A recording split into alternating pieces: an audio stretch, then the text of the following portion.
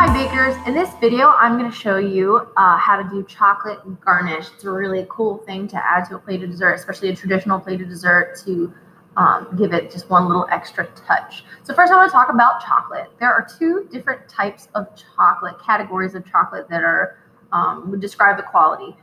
First one is coating chocolate, like you put on a coat.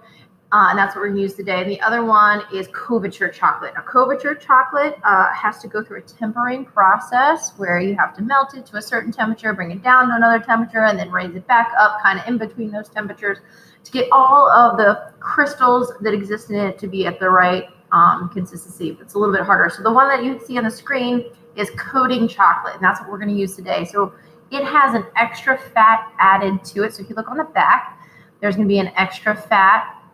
I believe it's some kind of hydrogenated soybean oil, something like that. When you see something, an extra fat that's not a cocoa butter, that's going to tell you that it's a coating chocolate, and that means you don't have to temper it. That means that you can just melt it, and when it sets up, it's going to look perfect, as opposed to a couverture. If you just melted it and you didn't get to those right temperatures, it's going to look kind of grainy, or maybe if you've ever had like a chocolate bar that sits out in the sun and melts, and then you cool it back down, and now it's got white spots all over it. That's what it will look like. So we're going to use coating chocolate because it's simpler. With coating chocolate, it's going to be a lot easier to do while using coating chocolate, especially if you're doing like something small. So today we're going to do kind of like small decorations, so they're really not going to impart too much flavor to our dessert. So it's not really going to matter. You know, a lot of times you have to think about the cost. So coating chocolate is way less expensive. I can't remember, but I think this big bar was like $2 or $3. So it's a really economic thing to do. But it's also way lower in labor because we're not spending all the time getting to the right temperature.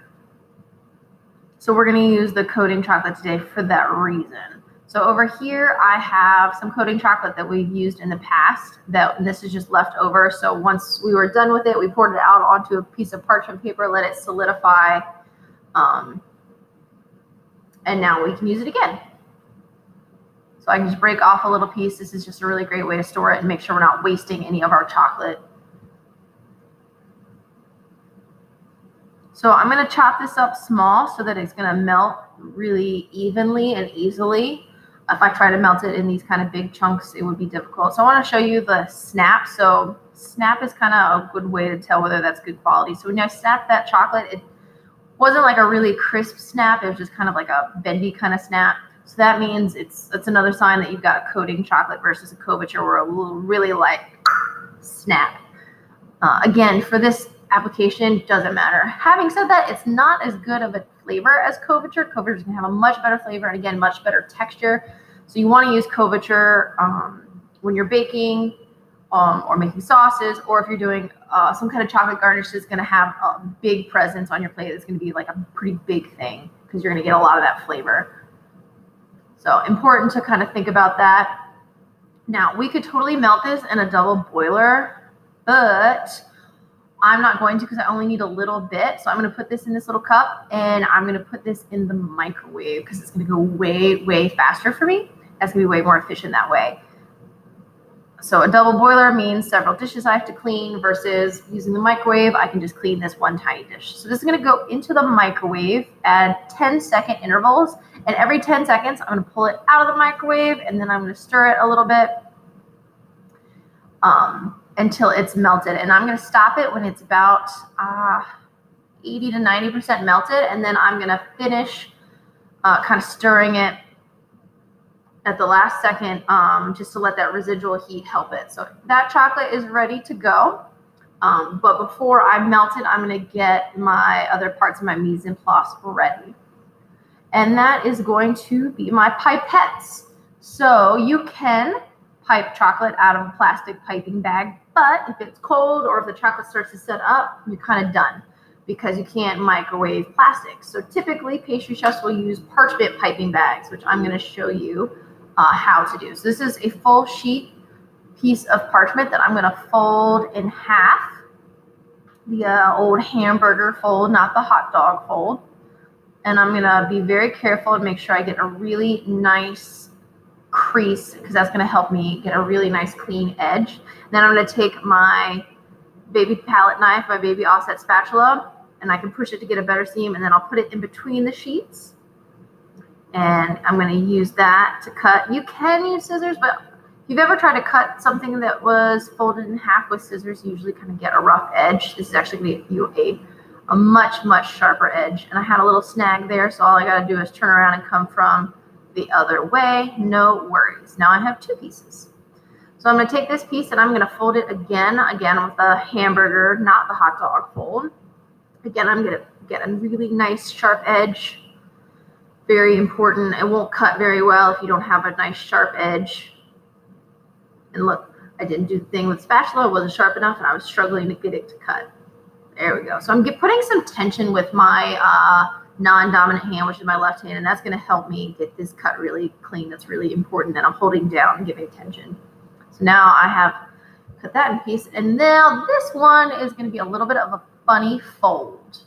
All right, so I'm not doing hot dog or hamburger. So I'm going to take this corner and I'm going to bring it over close to the next corner until I create a right angle. So I'm looking for that right angle right there.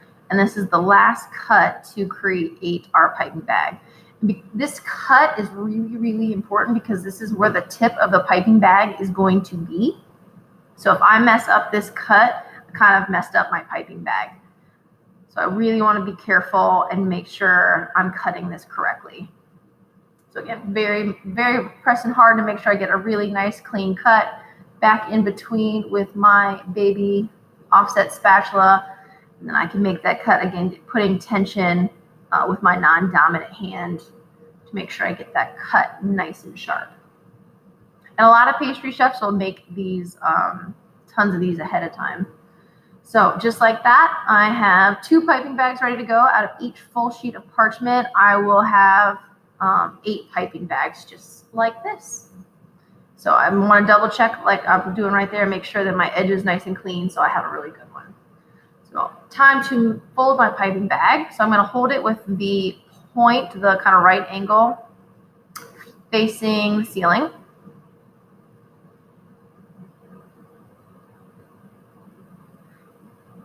Yep, so the point is facing the ceiling, and then I'm going to put my thumb of my right hand on the back of the piping bag.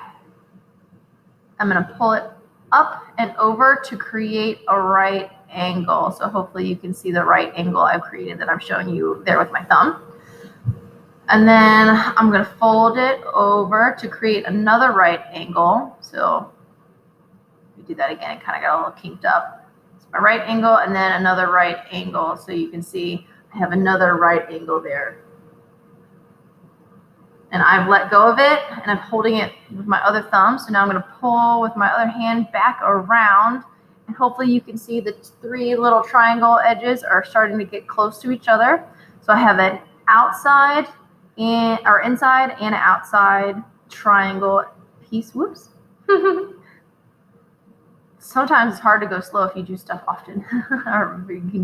So I want to slowly pull up and towards each other with the inside and outside until I look down and there's a really nice sharp point. And once I'm happy with that point, I'm going to fold where that seam is. I'm going to fold it down and fold it really nice and sharp, and that's going to hold my piping bag all together. So if I let go, it stays in that cone, and that's exactly what I want to do. And I can double check if my point got a little loose when I did that. I can kind of pull on that outside one and then give it a second fold just to make sure it's nice and sharp. If I've done this correctly, it should be able to hold water. All right, so I can show you as you get better with this, you can go way faster. So just like that, maybe it took me 2 or 3 seconds to do that. And like I said, a lot of pastry chefs will kind of make a bunch of these in advance. You can actually buy the triangles already cut if this is something that you do often, so you don't have to cut them all. In our class, we don't do them often enough to keep in stock, so we just cut them ourselves. It doesn't take very long. So, but you can have a ton folded so that if you need it at the last or, really quick, you can already have it done. You just grab it and go, and it's ready to go. But it kind of depends on your needs. whatever works for you. All right, so we are all ready to go. I just pulled my chocolate out of the microwave, and there's still a couple little chunks in there, so that's exactly what I want because I don't want to overheat my chocolate because chocolate burns crazy easy. So I want to pull it out when it's almost melted and then just stir it and let that residual heat finish melting it. And I also, if you can see, I have a sheet pan that's all ready to go. It's covered with parchment. It's actually upside down. I find it's a little bit easier to loosen up my chocolate garnishes if you do it on the back of a sheet pan, just you're not fighting with the edge of the sheet pan. So, and you can see just in the last 10 or 15 seconds or so, just my stirring, pretty much all those lumps are gone. I definitely want to make sure all the lumps are gone though before I put it in my piping bag, because those lumps will just get kind of caught in the piping bag, and that'll be really incredibly frustrating, which we don't want because we want to have fun when we pipe our pretty chocolate things. So I really want to stir and make sure that it is nice and smooth. So now it's time to fill my piping bag.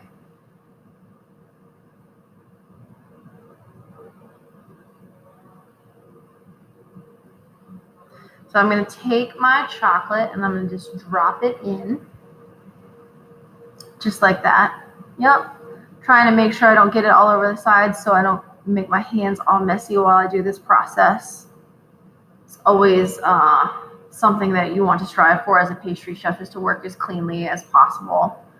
The cleaner you are, the less frustrated you get, and the more successful work you can get done. So I don't want to put a lot in. It actually doesn't probably look like a lot. But that's a great amount to start.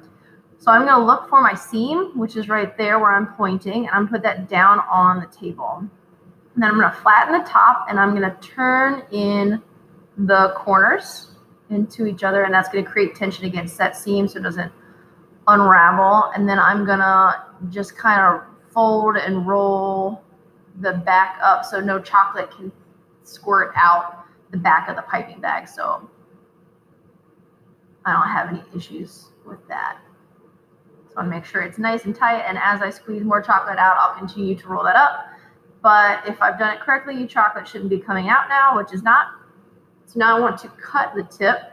I want to make sure that I have a small tip, or I have no hole, so that I can decide what size my tip is. I like to be in control. I don't want the piping bag to tell me what size the hole needs to be. So then I'm going to cut it. I'm going to be really careful to cut it straight, because if I don't, it's going to come out kind of in a weird swirl, and it's going to be a little bit harder to control. So I'm going to try my best to cut it nice and straight, which apparently I can't do on camera. And I always want to cut a little bit less than I think, and then I can kind of let it come out, and I can see whether or not I'm happy with that size. Do I want to cut a little bit more or not? So it's always good to test it before you start piping, just so you know. So I'm going to start off with kind of some abstract designs, which I think are really great for kind of people who are new to this. So here I'm just kind of doing some zigzaggy lines back and forth to create kind of a little bit of an abstract design. The great thing about abstract designs is that they don't have to be perfect. They don't have to be exactly symmetrical. They look pretty neat. So here I'm doing one that's more of like kind of a circular motion. It's a little bit different, but again, doesn't have to be perfect. Pretty simple and easy to do. If you get a little practice in, it doesn't take as much practice as some of the other ones. And then they kind of all look a little unique. Maybe that one's a little bit more like kind of like cloud looking. So whatever you do, you want to make sure they look kind of uniform if you're going to do it over again. Now, if I did that, like I did a heart, there's not a lot of connector lines. So the other ones you can see the chocolate is, whoop, let me change, I guess I'm changing camera angles a little bit. So you don't want to do something that doesn't have a lot of connector lines, because then you have a really high chance of your chocolate breaking. So if I did another heart like this, right? Again, that would have a really hard time or be really likely to break, but maybe I came in and kind of filled it in with some swirls, just to, again, have the chocolate connect in multiple pieces. That heart is going to come out a lot better, and it will be much less likely to break than the one next to it. So I could do that again, kind of put some maybe even a little bit more open swirls, but I'm really, in this one, really trying to make sure the chocolate is touching something often, so that there's not like big long lines of chocolate. With coating chocolate, it's not particularly strong, so it's not going to hold really big shapes very well. So the more connections, the better it'll look. Having said that, you also don't want it to get gloopy, so you want to have some open space. Or you can start doing some more kind of structured designs as we practice. So here's kind of like a little traditional one. So it goes on a lot of kind of older traditional desserts. So it's kind of just a grouping of loops that slowly get lower and wider. And then you can take this one and, oops, you'll find that the chocolate may kind of chill on you at the very tip, and all you have to do is kind of squeeze just like that, just squeeze it out. So I can feel it right there that it's a little stiff in there, so I can just squeeze it out. And you'll feel what that feels like when we get to it.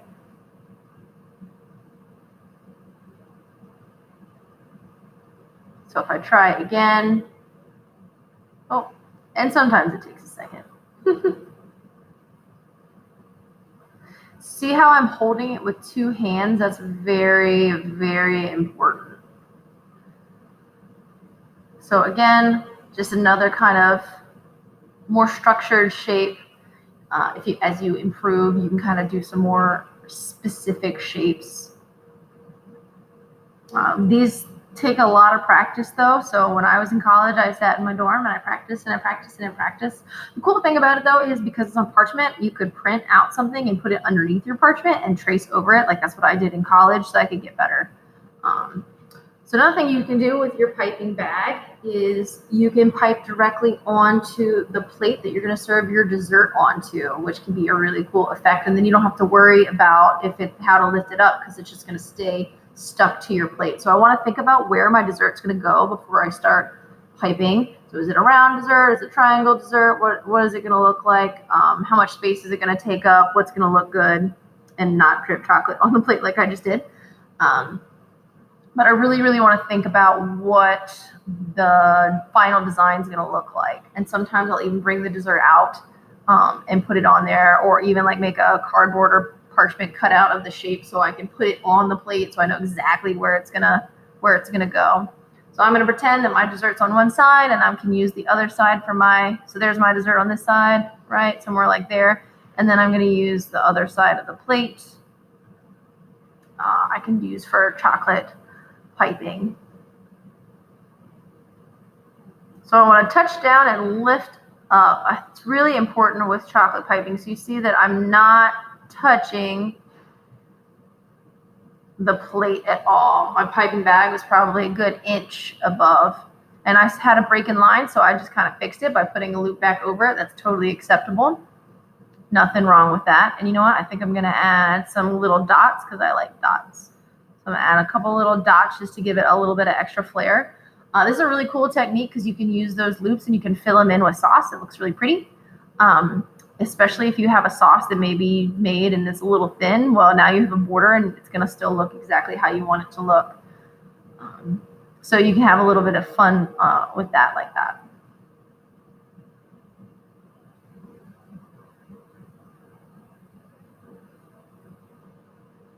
So I want to show you again how, oops, got a little jumped up again. So I want to show you again how you drop it down and then lift up the piping bag. So I'm like probably an inch above, and that's how I get these really kind of nice lines. The gravity will kind of fix any little shakes that you have.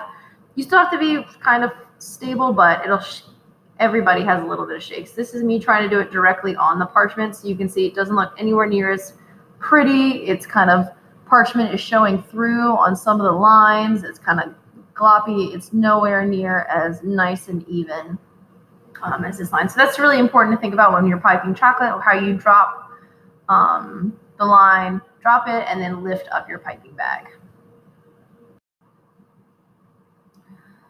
So our chocolate piping has set up for a little while.